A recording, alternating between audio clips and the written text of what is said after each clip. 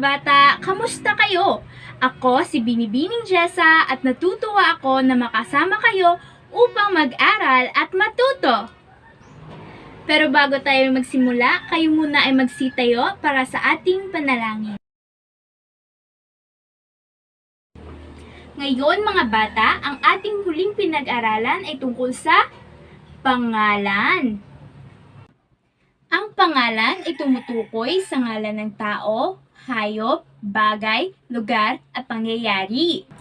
Ngayon mga bata, magbigay ng mga salitang tumutukoy sa pangalan ng tao, hayop, bagay, lugar, at pangyayari. Ana, simbahan, lapis, ano pa? Pasko. Tama, magaling mga bata.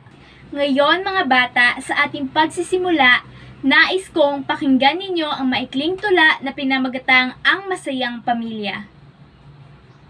Ako ay nagagalak pagbuo ang pamilya. Sila ay narito, walang patid ang kwento. Tayo ay nagtutulungan at nagtatawanan. Kami ay masaya pag lahat ay sama-sama. Ikaw ba ay masaya pagkasama mo sila? Ano muli ang pamagat ng tula? Magaling! Ang pamagat ng tula ay ang masayang pamilya. Kayo ba ay masaya pagkasama ang inyong pamilya?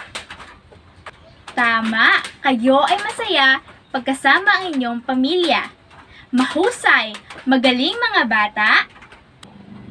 Ang tawag sa mga salitang makakulay pula sa tula ay panghalip-panao. Ang panghalip-panao ay uri ng panghalip na humahalili sa ngalan ng tao. Ito ay mula sa salitang tao kaya't nagpapahiwatig na para sa tao o pangtao. At narito ang mga gamit ng panghalip-panao. Una, ako. Ito ay ginagamit ng tagapagsalita na tumutukoy sa kanilang sarili. Halimbawa, Mario ang tawag sa akin ng aking ina. Ako ay pangalawa sa aming magkakapatid. Pangalawa, ikaw. Ito ay tumutukoy sa tao na kinakausap. Halimbawa, Kuya, ikaw po ba ang bumili ng ulam?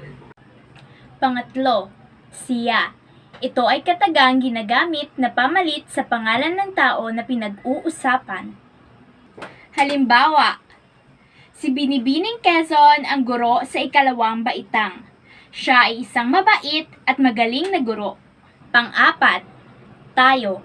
Ito ay ginagamit ng higit sa isang tao na nagsasalita o sumusulat at sa pagtukoy sa kanilang sarili. Halimbawa, si Joy, Josh at ako ay pinatawag ni Ginang Santos. Tayo raw ang magliligpit ng upuan na ginamit kahapon. Panglima, kayo.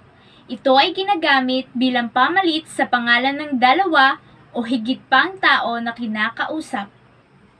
Halimbawa, tuloy po kayo. Kayo po ba si Aling Maria at Mang Pedro? At ang panghuli, sila.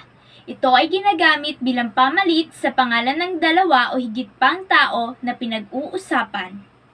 Halimbawa, ang mga sundalo at pulis ay mga grupong tumutulong sa mga nasalanta ng bagyo. Sila dapat nating pasalamatan. Ngayon mga bata, tungkol saan ang pinag-aralan natin ngayon? Tama! Tungkol sa panghalip-panao ang ating pinag-aralan ngayon. Ano-ano ang mga gamit ng panghalip-panao? Magaling! Ang mga gamit na panghalip-panao ay ako, ikaw, siya, tayo, kayo, at sila. Ano muli ang panghalip-panao? Mahusay! Ang panghalip-panao ay uri ng panghalip na humahalili sa ngalan ng tao. Ito ay mula sa salitang tao kaya't nagpapahiwatig na para sa tao o pangtao. Ngayon mga bata, may ibibigay ako sa inyong gawain at takdang aralin tungkol sa panghalip-panao. Sana mayroon kayong natutunan ngayong araw. Maraming salamat! Paalam!